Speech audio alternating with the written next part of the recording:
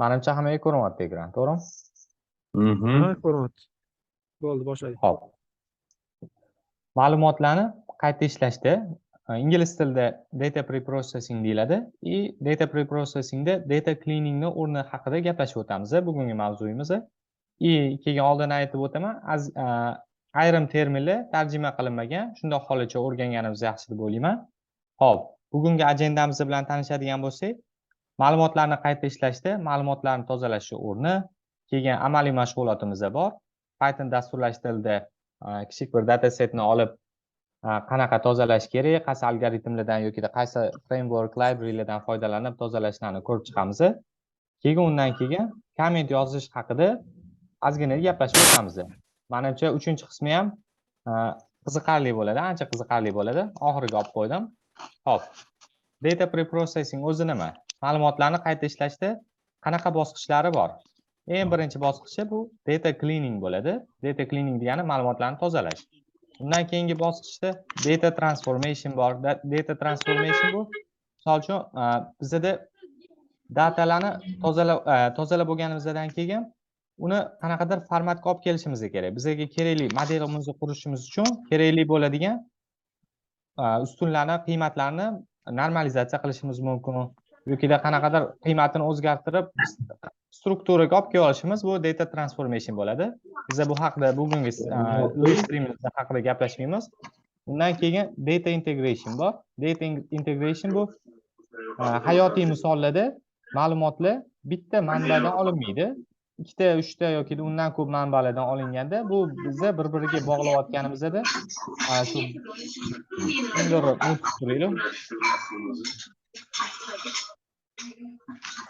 iltimos mikrofoninglarni unutib qo'yinglar.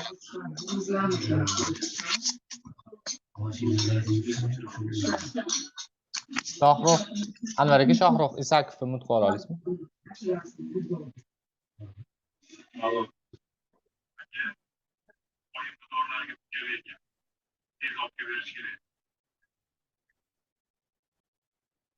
Mecbur. 2000 bilasizku. Yonimdan cho'kiliyor-ku.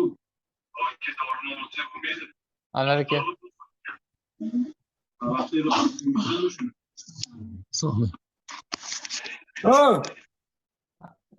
Yo'q, darsim boshlandi. Bo'ldi. Muslimbek, siz ham mikrofonni unutib tursangiz. Uzr. Xo'p, data integration haqida gaplashib o'tdik. Data integration bu demak bizda 2 ta, 3 ta manbalarni birlashtirish hisoblanar ekan.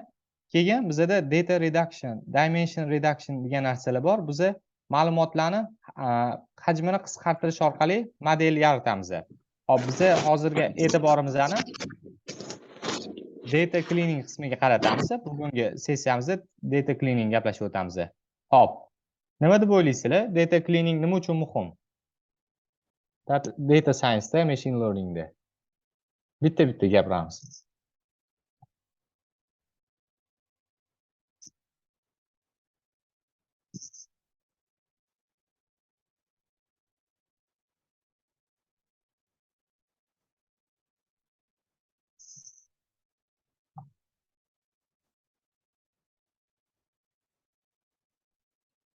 Menga host deb turasizmi deyman.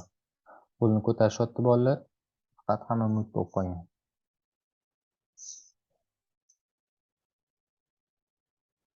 Hozir sizni host qilaymi, Akram? Yoki qo'lni ko'tarayotgan bolalarni bitta ochib tura olasizmi? Qarang, siz hozir ekraningizchi full screen qilgan ekraningizni emas, kommentlar qilgan ekraningizni ko'rib turibman. Xo'p, qo'l ko'targanlardan savol olmoqchimisiz? Shunaqa? Ha. Menimcha anaqa qila oladi. Savol bera oladi. Shundoq. Ustoz, agar xohlasangiz, hostni menga o'tkazib qo'ying, men anaqani kontrol qilib turaman, agar kerak narsalarni.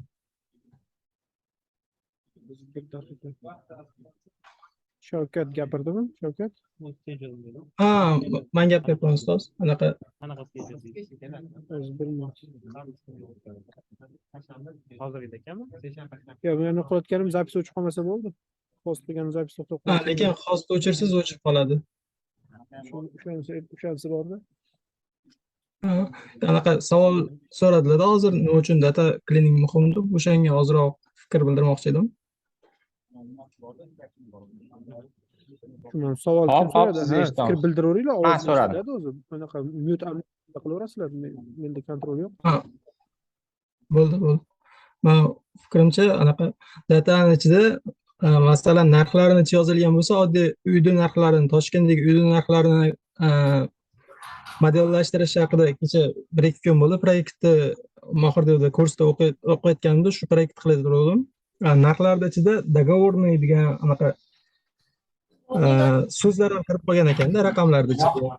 Agar mana shu vaqtda uni misol obyekt ko'rinishiga o'tib qolgan turi, agar uni chiqarib tashlab o'sha formani misol songa o'tkazib olib yoki o'sha qismini tashlab yubormasak, uni vizualizatsiya ham qila olmaymiz. Machine learningda hech qanaqa qilib train ham, test setda ham ishlata olmas ekanmiz. Menimcha o'sha cleaning qismi misol nom qiymatlar bo'lib qolgan yoki raqamlarning o'rniga sonlar so'zlar kirib qolganlarini olib tashlash kerak va ularning o'rnini o'zgartirish kerak. O'shanda hammasida bir xil bo'lsa, qiymatlari misol har bitta rowlarni qiymati masalan 7000 tadan bo'lsa, keyingisida 7500 ta bo'lib tursa ham g'alati bo'lib qoladi. Shuning uchun har bitta kolonkani bir xil qiymatdagi keltirib olish kerak. Umumiy sonini, datani. Hop, tushunarli. Hozir ekranimda kommentli narsa turibdimi yoki nima uchun data cleaning muhim degan slayd turibdimi? Hozir komment qismida Slayd o'tib turibdi. qolganda, ikkinchi monitor slaydda ichki komment. Endi bo'ldi. Hozir o'chib qoldi hammasi.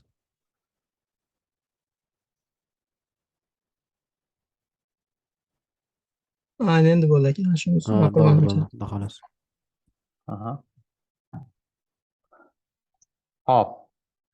Data cleaningda qanaqa holatlarga duch kelishimiz haqida gaplashib o'tsak. Bizda ma'lumotlarimizda qanaqadir qiymatlar tushib qolgan bo'lishi mumkin yoki to'ldirilmagan bo'lishi mumkin. Bu inson faktori yoki inson faktori orqali to'ldirilmagan yoki umuman bu ma'lumotlar hammada ham bo'lmasligi mumkin. Har bir holat uchun bo'lmasligidan kelib chiqib bu bizda ma'lumotlar qolib ketgan bo'lishi ham mumkin.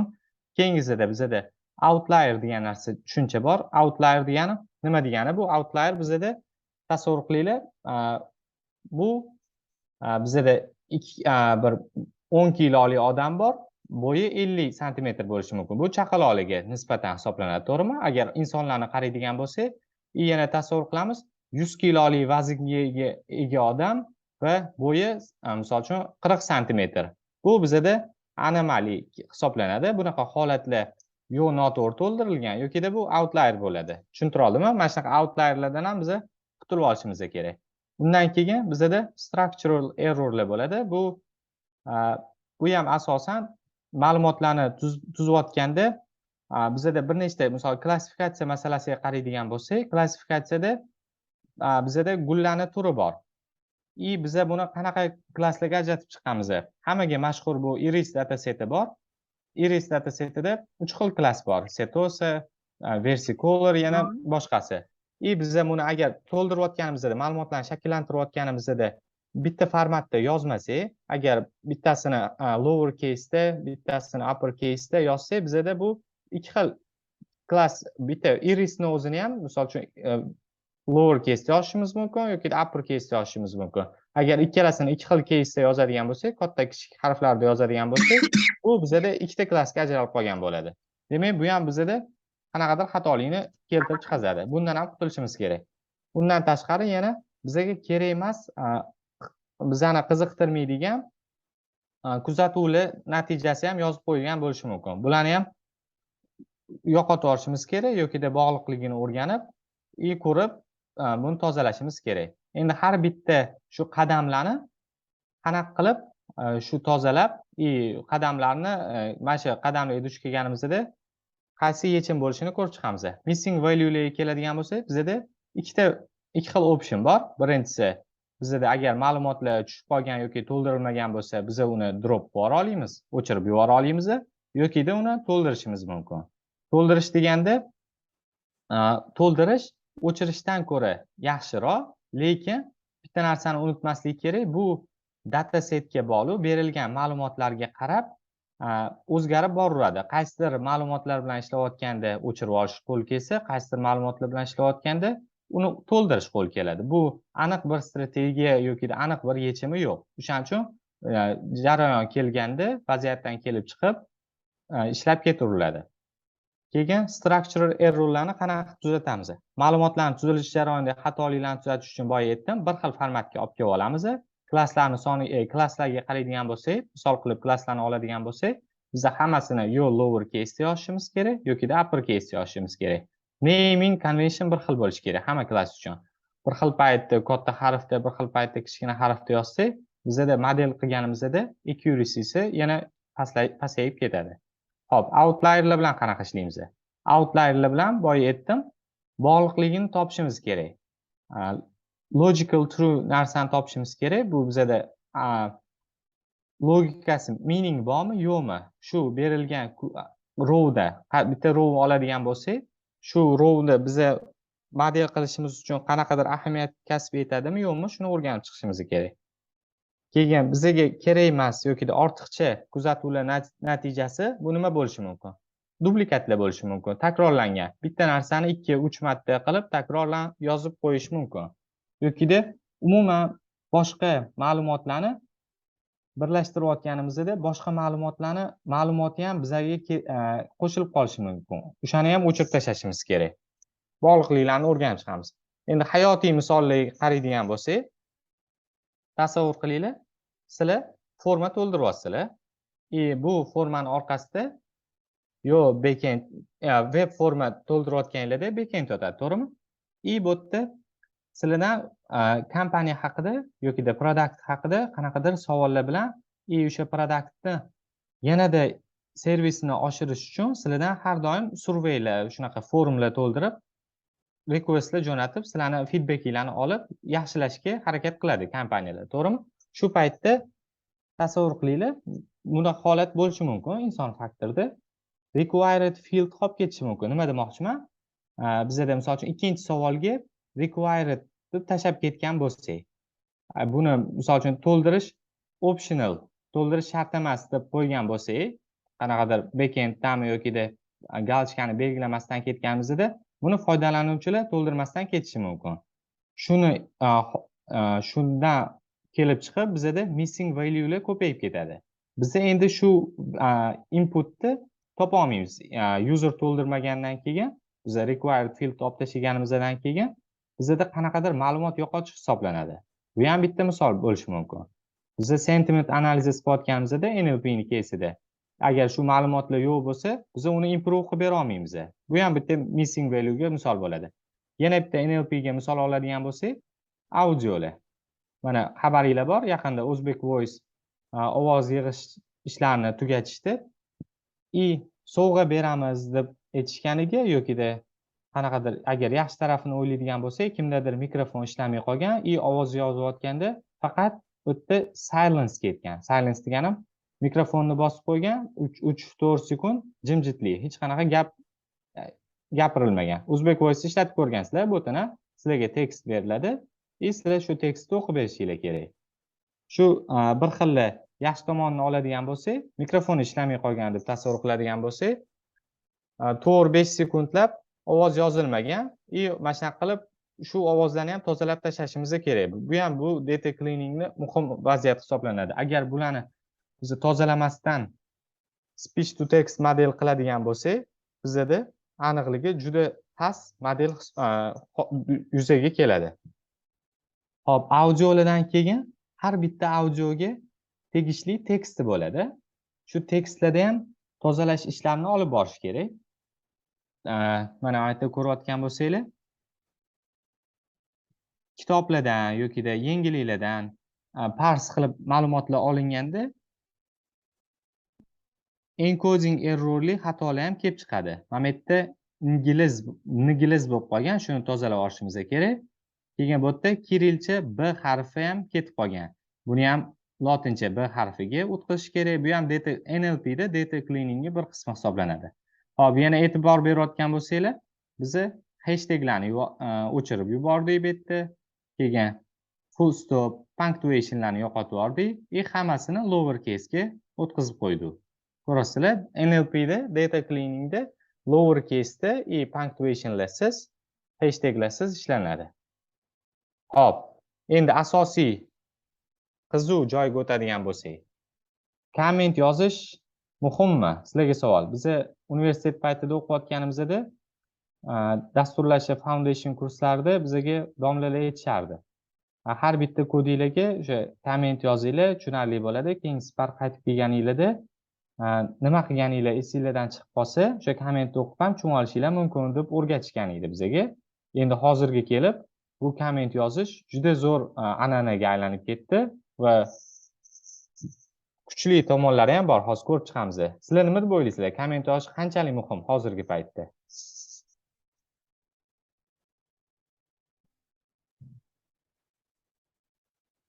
Manimcha shu keyinchalik yana o'sha kodni kimdir o'qiganda ham, masalan, u kimga berganingizda ham u bitta qaraydida, "Men bu cell, men bu narsani anglatar ekan." Inglizcha hech bo'lmasa qisqagina nutq qilib qo'ysak ham o'zimiz uchun keyinchalik yana o'sha misol 3-4 kundan keyin memo qilib mana oldin o'tgan narsalarimni o'sha Google Colab'dan ochadigan bo'lsam, esimdan chiqib ketadi bir xilda. Eslatmadi qisqagina, tezroq esga solib olish uchun menimcha. Hop, yana kimda qanaqa fikrlar bor? Menda bor edi fikr. Hop, Eshitilyaptimi bu? eshitilyapti. Jamiyat izoh biz endi birta darslarni bilmay yoki yarasi haqiqatdan shu narsani o'sha belgilab qo'ysa, baribir kelajakda misoldan o'zimiz qaytganmiz xuddi misoldan chiqishimiz xabar borda, o'sha narsani o'qib misoldan baribir nima qilishimiz mumkin. Mana bu fikrim. Shuning uchun shu jamiyat yozish juda muhim hisoblanadi. Chunki baribir insonni baribir bir dars yozgandan keyin dasturni bitirib ketgandan keyin baribir qachondir qaytishi bor. Baribir o'sha shu o'zi jamiyat. Hop, tushunarli. Manimcha hammada bir-biriga yaqin ma'noga ega javoblar. Hop, endi amaliy qismiga o'tadigan bo'lsak, keyin oxirida nega bu savolni so'raganimga javobni o'zingizlar o'sha oxirgi qismiga yetib kelganimizda javobga ega bo'lasizlar. Hop, endi men Jupyter notebookimni ochsam, stop turamiz.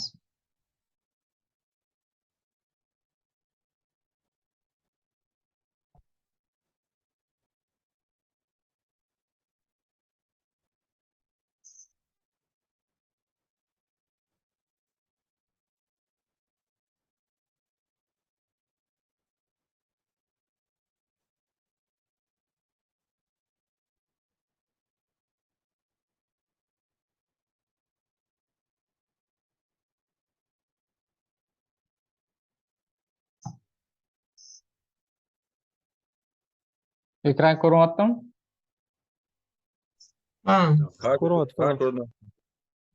Ko'ryapti. Hop, Ko'ryapti xohlasa. bu darsda Visual Studio Code'dan foydalanamiz. O'sha sizlar ishlatadigan Colab yokida Kaggledagi notebook yokida Jupyter Lab, Jupyter notebook farqi yo'q, bir xil ishlash prinsipi. Keyin buni nimaga tanlaganimni oxirida ko'rib chiqamiz. Hop, bizada hozir Kaggledan bitta dataset oldim. Klassifikatsiya masalasi deb qarasak ham bo'ladi, yokida regressiya masalasi deb qarasak ham bo'ladi, farqi yo'q. Hop, bu yerda bizada shahar bor, insonni genderi berilgan, jinsi berilgan, yoshi va income, daromadi va qanaqadir kasalligi bor yo'q. Bu to'yda dataset faqat o'rganish uchun dataset olingan, men ayrim joylarga o'zgartirish kiritib data cleaning uchun tayyorlab qo'ydim. Ozgina modified bo'lgan dataset bu. Hop. Hammani Pandas NumPy'dan xabari bor.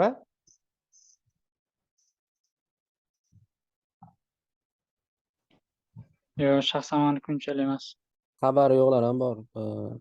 Endi Yo'q ko'ramiz. xabar. Aha, bo'ldi. Unda uncha qiyin emas. Uncha qiyin emas hozir. Pythonda tushunsa, tushunib ketsa kerak, xudo xolasa. Aha. Hop.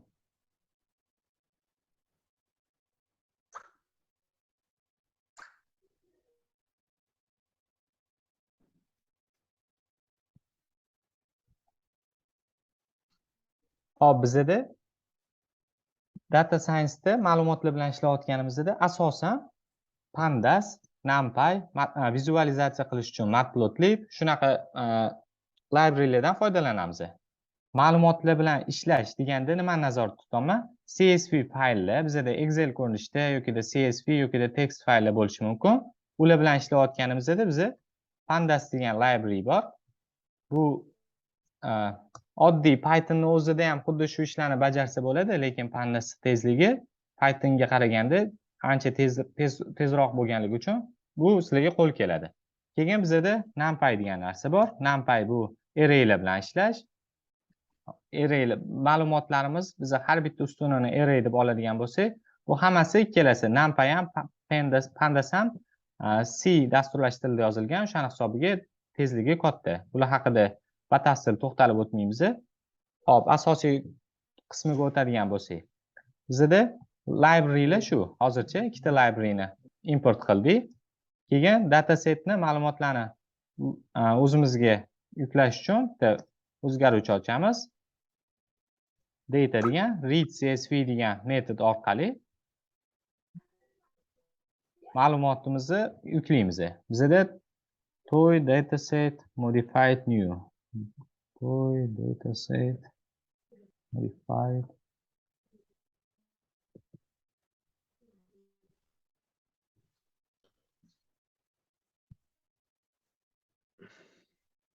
mana bizning ma'lumotlarimiz yuklandi. Read csv metod orqali datani yuklab oldi.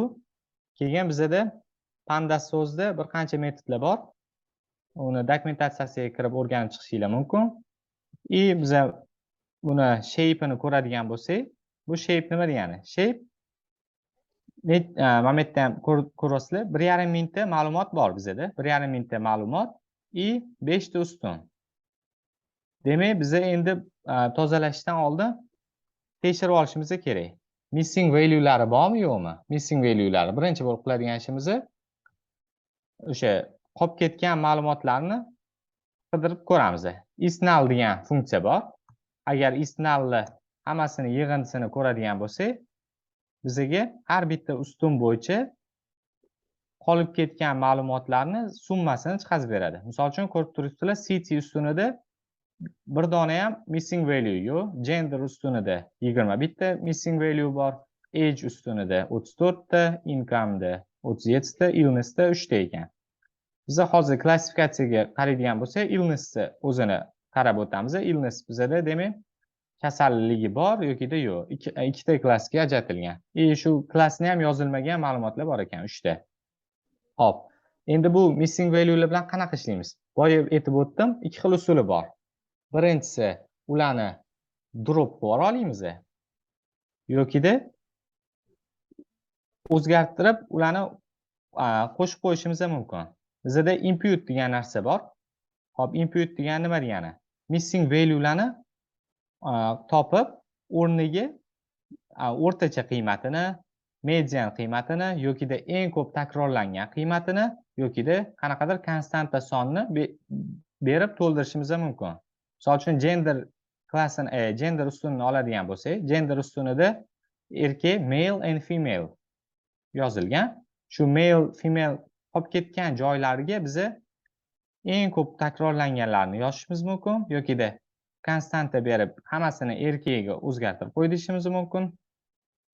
Keyin income ustunini oladigan bo'lsak, income'da qolib ketgan ustunlik uchun biza o'rtacha qiymatini yozib yuborishimiz mumkin. Hop, endi yanada tushunarliroq bo'lish uchun hop, bu yerdan cell ochamiz.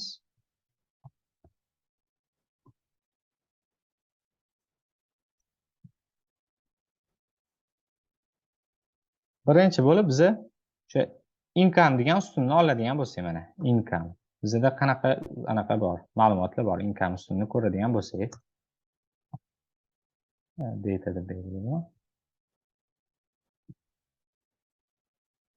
Demak, bu insonlarning daromadi. Daromadini biz son bo'lganligi uchun biz buni o'rtacha qiymatini topa olamiz.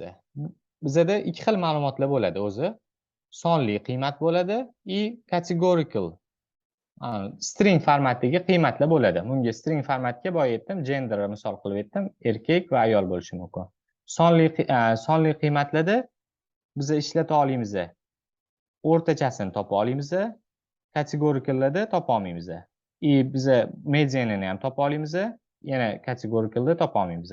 Hop, endi buni missing value'larni to'ldirish uchun yana pandasda fill NA degan qiymati bor. Fill NA degani not available datalarni to'ldirib chiqqan deb. Pandas o'zida. Hop, datani biz qaysi ustunni to'ldiryapmiz? Mana income ustunini o'rtacha qiymatlarga o'zgartirib qo'yamiz. Qachonki income ustunida not available, ya'ni missing value ni ko'rsa, o'shani butun boshli income'ni o'rtachasini hisoblaydi, qo'yib qo'yadi o'rniga. Bu ham bitta yo'l hisoblanadi. Modellashtirayotganimizda bizga qo'l keladi. Keyin biz ikkinchi bergan argumentimizni in place true berdim. In place true degani, hop, in place true ni olib tashlaymiz-da hozir. In place true degani olib tursak, in place true vazifasi qisqacha qilib aytganda mana bu narsa.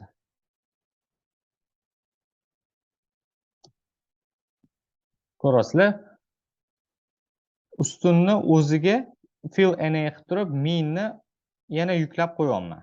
Shu narsani yana data income barobar data income fill NA income mean qilib yozib o'tirmasdan biz in place true deb berib qo'ysak, xuddi shu vazifani bajarayotgan bo'ladi. Tushunarli, in place true nimaligi?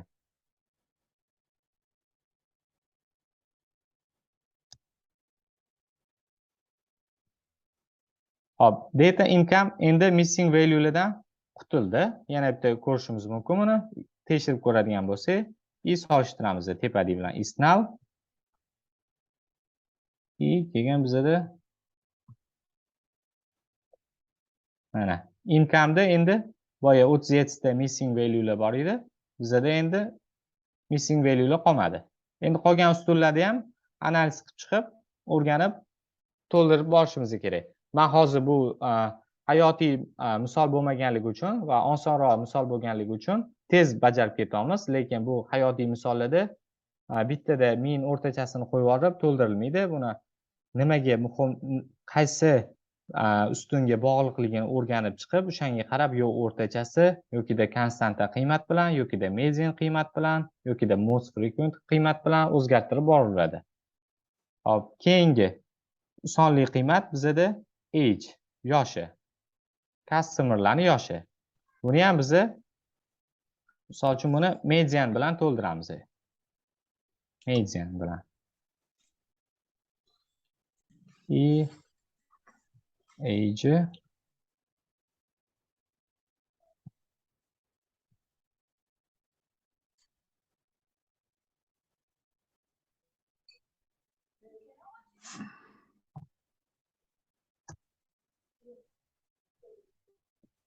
mana bizada age da ham missing value'lar qolmadi. Bizada ikkita gender ustuni bilan illness ustuni qoldi. Endi bular gender ustuni bilan illness ustuniga qaraydigan bo'lsak, bizada qanaqa ustunlaydi bu yerda? Genderda boya aytib o'tdim categorical, illnessda ham categorical. Bularni endi mean bilan yokida median bilan o'zgartira olmaymiz, son bo'lmaganligi uchun. Biz male bilan female o'rtachasini topa olmaymiz. Yes no ni ham o'rtachasini topa olmaymiz. Shuning uchun bizda boshqacha usul bor. Categorical value'larni to'ldirayotganimizda biz asosan ularni most frequent ga o'zgartirib qo'yamiz. Data, misol uchun gender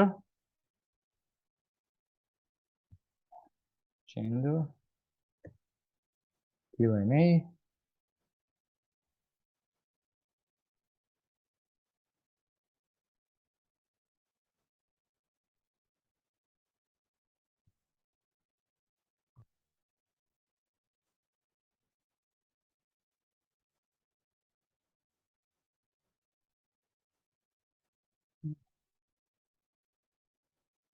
Hop, Pandasdan boshqasini o'rganamiz, undan osonroq bo'ladi. Hop, scikit-learn degan library ham bor. Scikit-learn bu datani tozalashda va qayta ishlashda bu ham qo'l keladigan usul. Bu yerda ham tayyor bizlar uchun yozib qo'yilgan metodlar bor. Buni ham ishlatishimiz mumkin.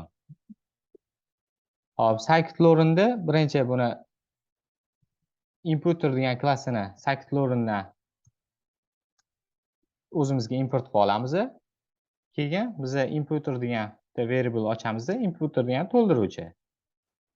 Strategy'ni biz most frequent ga o'zgartirib qo'yamiz. Keyin qaysi ustun bilan ishlayotganimizni gender bilan ishlayapmiz biz. Gender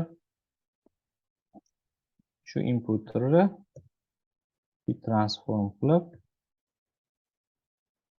bu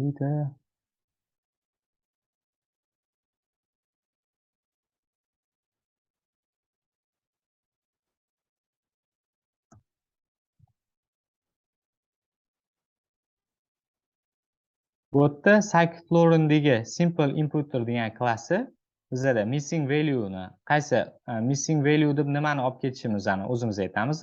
np nan boya aytdim not available data yokida bir xil holatlarda bo'ladiki missing value ni o'rniga ma'lumotlar to'ldirilayotganda so'roq qo'yib ketilgan bo'lishi ham mumkin. Shu so'rovlarning o'rniga data setimizdagi bor data setimizdagi eng ko'p ishlatilgan qatorlardagi qiymatlarni qo'ygin deb mana shu ustunga missing value'larga qo'yib o'zgartirib qo'yamiz. Bu illness uchun ham xuddi shu ishni bajarib va biz data setimizni qaysidir ma'noda tozalab olgan bo'lamiz. Bizda missing value'lar qolmagan bo'ladi. Xo'p, endi asosiy qismiga o'tadigan bo'lsak, boya komment yozish nima uchun muhim deb aytib o'tdim. Hop, OpenAI Copilot haqida eshitganmisizlar? Yo'q, eshitmaganmiz. Ha, eshitganmiz. Hop, qisqacha aytib o'tib ketaman. OpenAI bu Amerikani kompaniyasi, shu asosan NLP bo'yicha tasklarga asoslanib produkt qilishyapti. Ko'p produktlari bor. Bizga hozir qo'l keladigani bu GitHubda ham Copilot ishlab chiqilgan. Hop. Birinchi sizlarga hozir VS Code Copilot Jupyter Notebook yokida Colabda ishlamaydi. O'shani hisobiga men hozir Visual Studio Code ishlatyapman. Hop, birinchi sizlar Visual Studio Code'ga Anaconda library'larni uстановка qilib olib, environmentni to'g'rilab qo'ysanglar, mana bu yerda select degan narsa bor, mana select. Mana Python select interpreter bor. Shundan siz Anaconda yozganmisizlar hammanglar? Hozir qaysi bosqichdasizlar? Hozir data science kursini o'qiyapsizlar, nechinchi modul keldinglar? Men machine learningdaman-da. Demak, Anacondalarni uстановка qilgansizlar. Boshidan boshlaganman hali endi. Aha. Visual Studio Code'da shu Anacondani interpreterini yoqib olib, shu interpreterda ishlayotganinglarda, keyin sizlarda avtomatически Visual Studio Code'da ham Jupyter Notebook hosil bo'ladi. Mana bu yerda Jupyter deb yozsanglar, mana create new Jupyter Notebook chiqadi. Yana yangi Jupyter Notebook hosil qildik. Endi bu hop zo'r tarafi, Copilotning zo'r tarafi, boya aytib o'tdim, komment yozish nima uchun muhim deb. Biz komment yozganimizda bizga kodlarni generatsiya qilib bera oladi. U o'sha OpenAI Codex degan model orqali o'qitilgan. GitHubga sizlar kodinglarni yuklab borasizlar, o'sha kodinglarni ma'lumot ombori sifatida olib, o'shani train qildirib, o'shani orasidagi kommentlarda keyingi kod yoki undan oldingi kodlarni o'qitib, supervised machine learning algoritm orqali o'qitib, shu Copilotni modelni qilishgan. Hop, mana misol qilib oladigan bo'lsak, bu faqat ingliz tilida yozish kerak. Hop. Load the data from the datasets folder. Keyin dataset name is toy dataset modified CSV. Mana komment yozdim. Endi ko'rayotgan bo'lsanglar mana kodni generatsiya qilib beryapti. Ko'ryapsizlar?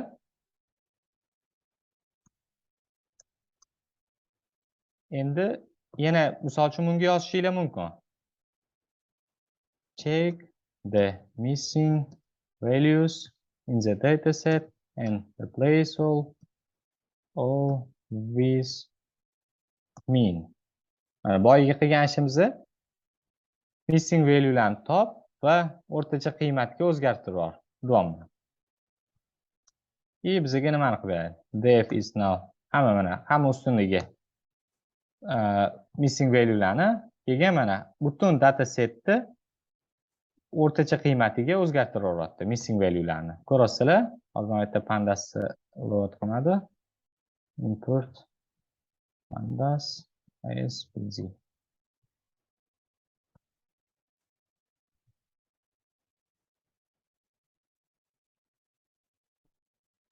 SPG. Modified no CSV emasmidi? Yeah, dataset folder ichi toy datasets.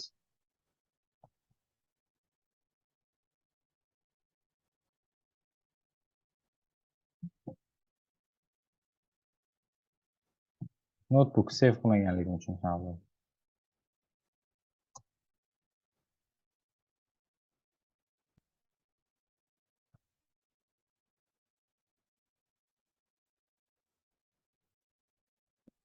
Keyin comment yozganimizdan def is null mana.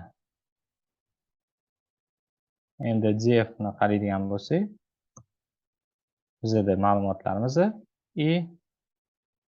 yana comment yozamiz. Biz missing value'larni nechtaligini ko'ramiz. Sum of mana o'zi predict qilib beryapti. Commentni ham o'zi predict qilib beryapti menga.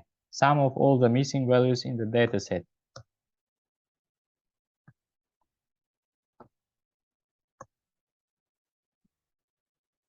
Mana gender bilan illness qoldi. Chunki boya aytib o'tdim, gender bilan illness categorical bo'lganligi uchun ularga mean o'rtachasini topa olmaydi. Uning uchun alohida comment yozamiz u uchun ham. Misol uchun fill the missing values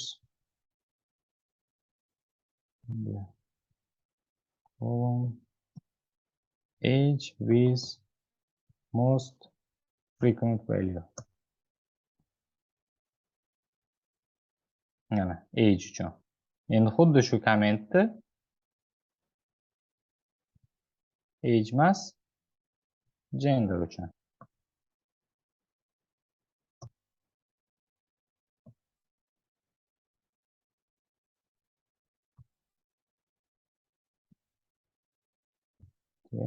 Gender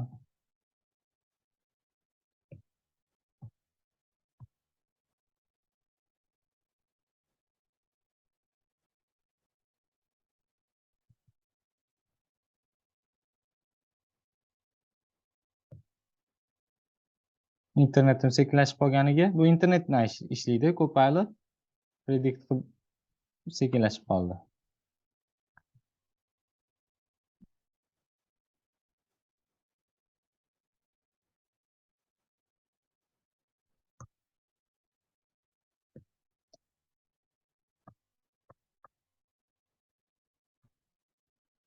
Mana. Ko'rasizlar? Hozirgi mana AI shu holatga keldi. Comment bilan kod yozish. Lekin oldindan aytib o'taman, bu degani hozir sizlarda savol tug'ilishi mumkin. Umuman endi dasturlashni o'rganish yoki pandas o'rganish kerak emasmi desanglar, yo'q, o'rganish kerak. Chunki comment yozgandan keyin ham kod generatsiya bo'lgandan keyin uni modify qilish kerak. Modify qilib, tushunib modify qilmasa, o'zimizning holatimizga ayrim joylarni o'zgartirib, to'g'rilab ishlatishimiz kerak bo'ladi. Kimda qanaqa savollar bor? Manda bor edi. Hop. Assalomu alaykum. Assalomu Shu alaykum. hozir VS Code'ni qaysi kutubxonalarni o'rnatib olish kerak, shularni bir aytsangiz bo'lar ekan. Hozir ko'ryapman, juda qulay ekan bu VS Code. Men misol Google Colab'dan foydalanardim. Bundan ham oson, Jupyterdan ham oson ekan. Judayam Bu qulay ekan ha, bilishimcha. buni mana qulay qilib olganimni boya aytdim. Copilot yozib olganman. Mana VS Code yozib olganinglardan keyin birinchi qiladigan ishinglar mana bu yerda extensions degan section bor. Extensions sectionidan Copilotni ustanovka qilasizlar. Copilot GitHubga ofitsialniy anaqasidan chiqadi. Mana buni install qilganman men. Install qilganinglardan keyin buni sizlardan GitHub akkauntinglarga kirishga ruxsat so'raydi. GitHub akkauntinglarga kirasizlar. Shundan keyin bu sizlarga 60 kun ichida, shuni eslatib o'taman, 60 kun ichida tekin ishlaydi faqat. Agarda sizlar student bo'lsanglar yokida international anaqa universitetlarda Turindami, Inhadami yokida boshqa joylarda o'qiydigan universitetlar bo'lsa, mail orqali GitHubni Pro akkauntini 4 yilga olsa bo'ladi. Shunda sizlarga Copilot bonus sifatiga qo'shiladi. Agar sizlar student bo'lmasanglar yoki universitetni bitirgan bo'lsanglar, Copilot sizlarga 60 kun tekin ishlatish uchun, o'rganib ko'rish uchun beriladi. 60 kundan u yog'iga $10 dan oyiga pul yetishni boshlaydi. Birinchi yozadigan narsalar shu Copilot bo'ladi. Bu nima deysiz? 60 kundan keyin yana boshqadan ustanovka qilsak ishlamaydimi? Yo'q. Chunki bitta akkauntingizga 60 kun beradi-da. GitHub akkauntingizga. GitHub akkaunt to'langan bo'lishi kerak. Undan keyin o'sha sizlar boshida Anaconda yozgansizlar, kompyuteringlarda hammada Anaconda bor. Keyin Anaconda yozilgandan keyin Visual Studio kirib Ctrl Shift P yokida Macda Command Shift P bo'ladi. O'sha yerdan Pythonni Select Interpreter deganni tanlab Anacondani base qilib environmentini tanlab qo'yishingiz kerak. Anacondani environmentida ishlaydi. Shunda Pythoninglar Anacondani tanlaganinglardan keyin yana Ctrl Shift P ni bossanglar, Jupyter Notebook deb bossanglar mana New Jupyter Notebook chiqadi. Shu yerda bemalol comment yozib Pythonda ishlab ketishingiz mumkin. Copilot faqat Pythonda emas, boshqa tillarda ham ishlaydi.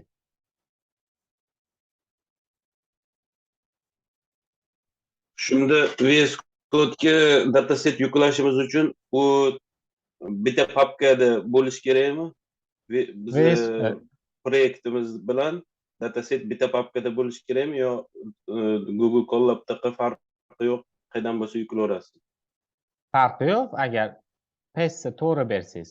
Misol uchun boshqa folderni pestni olib kelib turib, shu yerda ishlatib turasiz. Misol uchun pandas load qilib olasiz, birinchi import pandas spg keyin data pg csv mana misol uchun internetdagi datasetni pestni berdi menga. Ishlayveradi. Google Colab'da ketaverar ekan. Misol Jupyterda bitta papkada bo'lishi kerak-ku. Jupyterda ham bitta papkada bo'lish shart emas unda ham, agar pestni to'g'ri bersangiz. Tushunarli.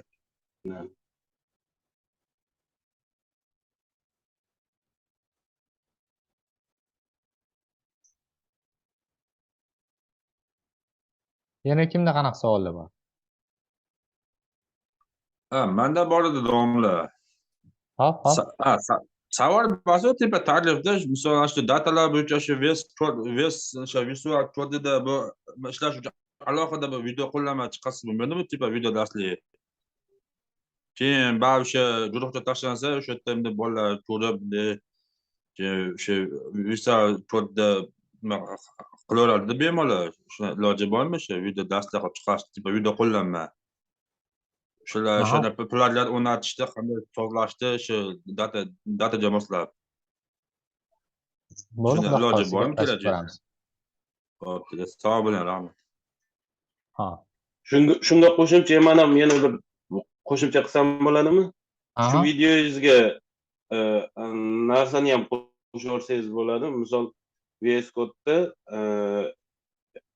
qanaqa web dasturlashni ham ulab olsa bo'ladi, misol. Buni web qilib chiqarishimiz mumkin. Misol datasetimizni qanaqadir web dastur sifatida chiqarishimiz mumkin. O'shanga qanday ulash tushunmadim men. Misol uchun web dasturlash bir tomonda misol HTML kodingiz bor, CSS kodingiz bor.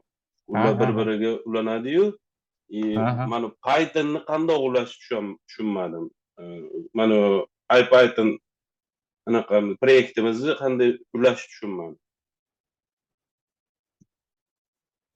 Siz ham demak video urok qilib beringlar demoqchisiz. To'g'rimi? Ha, Adashmadimmi? shuni ham qo'shib ketsangiz zo'r bo'ladi. Bo'ldi, tushunarli. Video qo'llanma qilsangiz yaxshi bo'lardi domla. Kelajakda. Hozir bu adashmasam yozib olyapti menimcha. Ha, zapis ketyapti bu yerda. Tashladi adashmasam Telegramga. Ha, xudo xohlasa, gruppaga tashlab qo'yishadi. Unda yaxshi, unda yaxshi. Zo'r.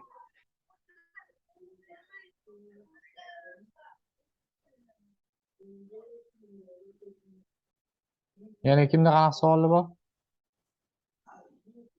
Menda yana bir savol bor. Hop. AB test degani nimasi? Shuni tushunmadim. AB test. Qayerda ekan u AB test? Misol AB test deydi.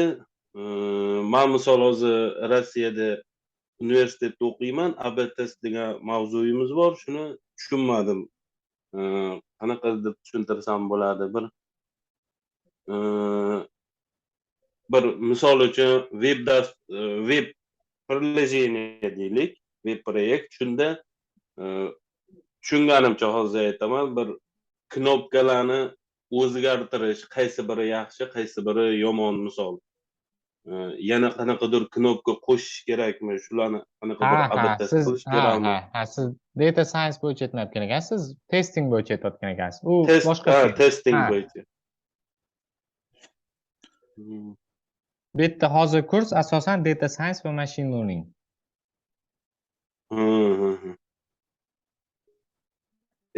Shu bo'yicha tushuntirib bera olmaysizmi demoqchi edim.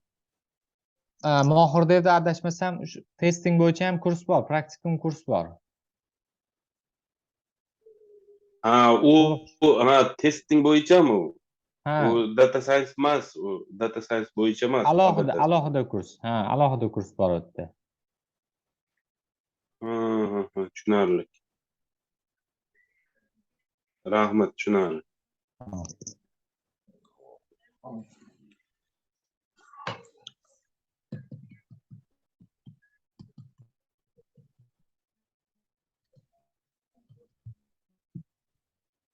Boshqalarda savol yo'qmi? Agar savolinglar bo'lmasa, tugatamiz, xudo xohlasa. Menda savol yo'q. Rahmat, hammasi tushunarli bo'ldi. Yana bitta savol bersam maylimi? Hop. Anvar aka ustozdan ham so'ragandim. Levenstein nimasi desa bo'ladi? Levenstein degan algoritmi bor. Shuni ham tushunmagan edim, Levenstein. O'zi matematikada kalkulus, mana shunaqa narsalarda linear algebralarni bilasizmi? Qanaqa matematika darajangiz hozir? Yo'q, unchalik zo'r emas matematika. Ozgina baza kerakda Levenstein tushunish uchun. Shuni men misol ruschada topdim, lekin unchalik tushunmadim. O'zbekchada umuman ma'lumot yo'q ekan. Ruschada ham unchalik zo'r tushuntirib bermagan ekan.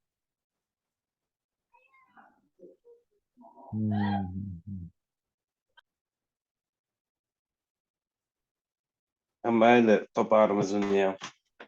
Ha. Rahmat.